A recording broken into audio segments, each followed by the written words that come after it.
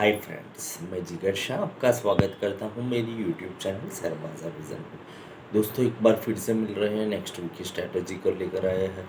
हर week हम Nifty के लिए स्ट्रैटेजी देते हैं, साथ साथ में लास्ट वीक से हमने शुरू किया है, एक आपको स्टॉक भी देंगे। लास्ट वीक में हमने आपको IRFC दिया था, 54 के आसपास चल रहा था, अभी 70 तक आ चुका है, तो ठीक है। बट हमारा कोई ऐसा टारगेट नहीं था, इनिशियली ट्रेडिंग टारगेट नहीं था, वो हमने दिया और चल गया, वो अदर थिंग्स है।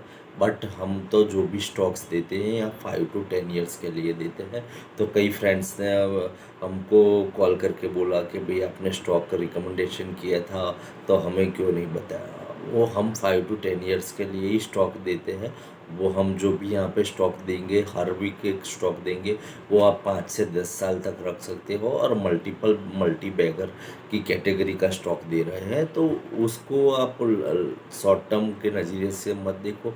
आज बोले हैं, बोला कुछ स्टॉक और उस वो रिलेटेड चल गया, तो अदर थिंग है। बट हमारा टारगेट लॉन्ग टर्म है। हम स्टॉक को वन अभी है, उसको 2x 3x या 4x के लिए रिकमेंडेशन कर रहे हैं।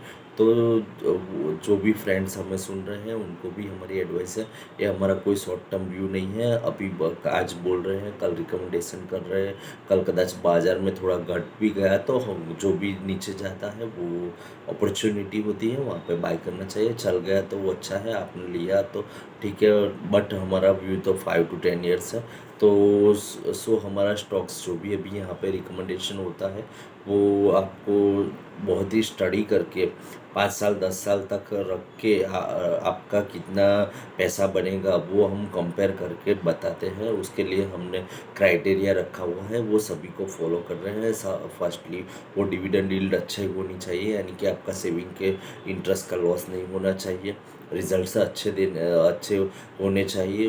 वो सब कुछ हम देखकर ही आपको रिकमेंडेशन कर रहे हैं। तो सो जो हम स्टॉक्स दे रहे हैं, उसको लॉन्ग टर्म समझ के लो, चल गया तो ठीक है, नहीं चला तो एक्यूमुलेट जोन में एक्यूमुलेट करो। हम ये नहीं बोल रहे कि एक साथ में आप क्वांटिटी में उसको बाय कर लो। एक स्टॉक चल गया, आप तो IRFC लास्ट वीक में हमने बोला था, और बोलने के बाद 30% चल गया, तो आज हम कुछ स्टॉक देंगे तो वो 30% चल जाएगा, ऐसा कोई हमारा दावा नहीं है। हम फंडामेंटली स्ट्रॉन्ग स्टॉक्स को रिकमेंडेशन कर रहे हैं, जो अभी भी इतने चले नहीं हैं, और नेक्स्ट 5 to 10 ईयर्स में चलेंगे।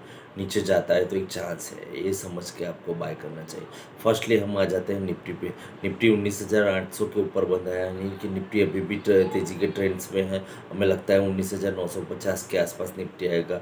अभी G20 चल रहा है, तो बहुत से ऐसे मैसेज आते हैं 20,000, तो वो भी हो सकता है।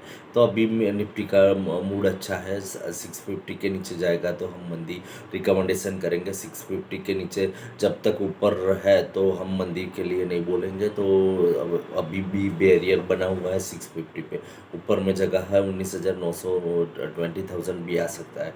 तो सो हमें लगता है कि निफ्टी को यहाँ से एक बार आपको चांस मिलता है इसी रेंज में 19,800 के आसपास, तो वहाँ पे एक बाय कॉल बनता है। 750 का एसएल रहेगा, ऊपर में आपको 9900 का टारगेट रहेगा।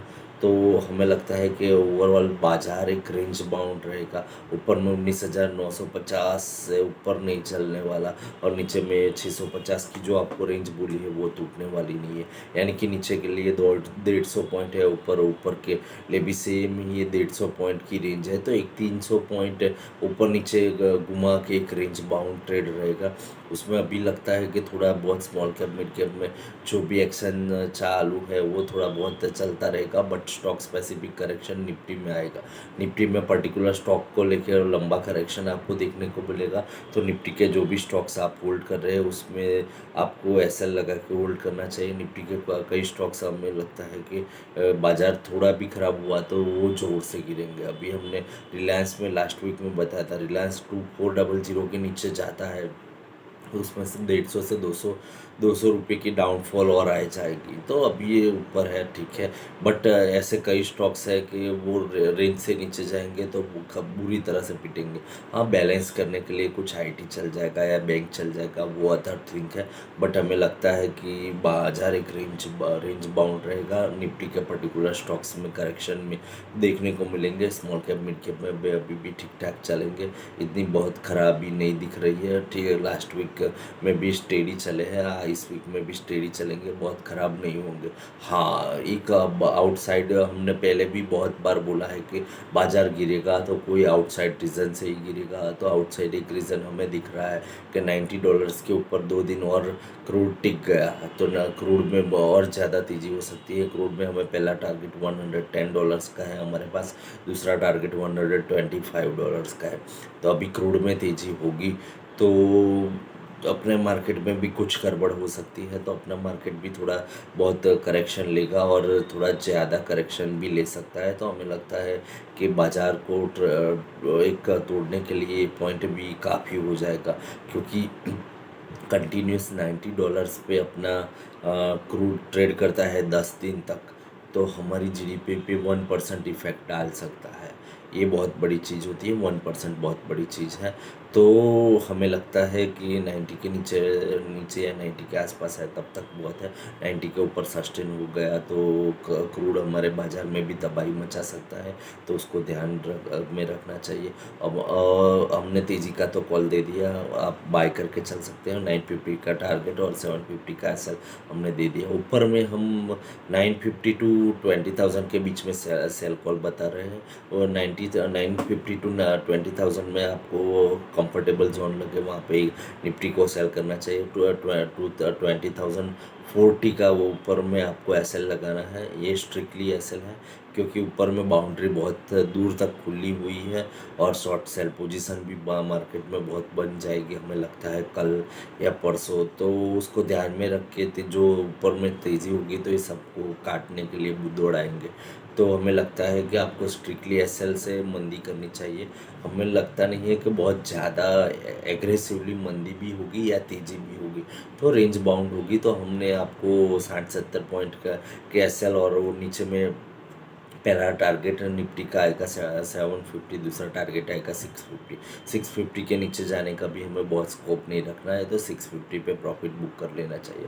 तो हमें लगता है कि रेंज बाउंड बाजार के लिए रेडी हो जाओ। सेकंड, हमने बताया था कि एक स्टॉक आपको रिकमेंडेशन करेंगे। स्टॉक का पहला क्राइटेरिया है, हमारे क्राइटेरिया में सेट होता है NHPC, national hydro power. NHPC PC का कई महीनों से रेंज बाउंड है।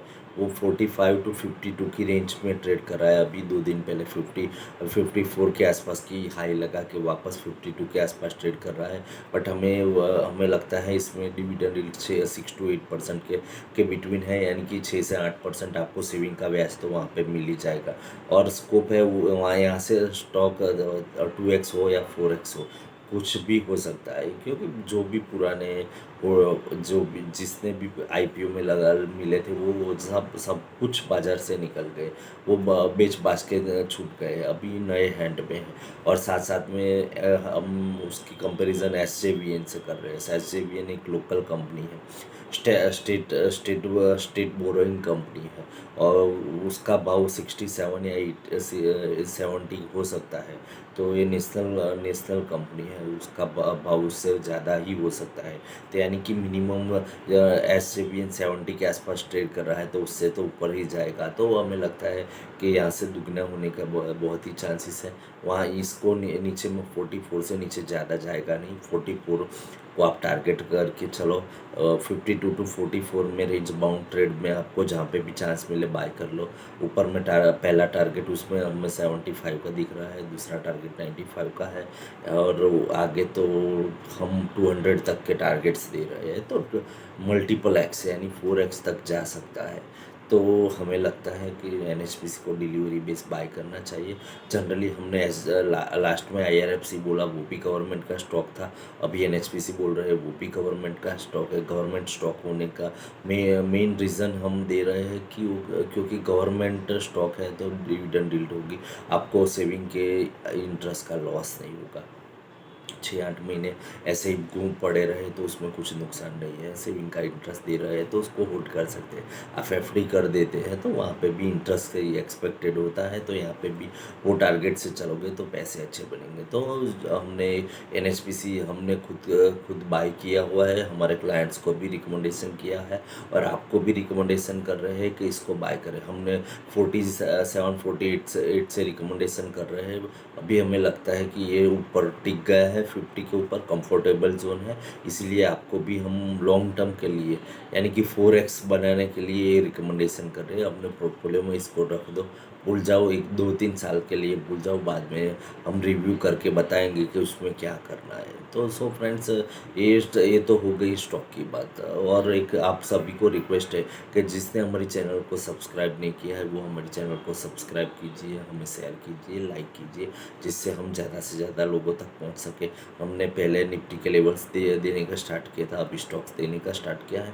आगे हम प्रयत्न करेंगे कि आपको म्यूचुअल फंड में भी कुछ एडवाइस दें, म्यूचुअल फंड्स में इन्वेस्टमेंट कैसे करें और म्यूचुअल फंड्स वर्कआउट कैसे करते हैं वो बताने का भी प्रयत्न करेंगे। तो थोड़ा थोड़ा हम ऐड कर रहे हैं, हम भी यूट्यूब पे नए हैं, हम भी थोड़ा विस्तरण करने की कोशिश कर रहे हैं कि किससे ज़्यादा से ज़्यादा व्यूज़ तक पहुंच सके। तो ये हमारा प्रयत्न है। तो सो फ्रेंड्स, इसमें आप हेल्प करें और हमें शेयर कीजिए, लाइक कीजिए। सो फ्रेंड्स, मिलते हैं नेक्स्ट वीक में।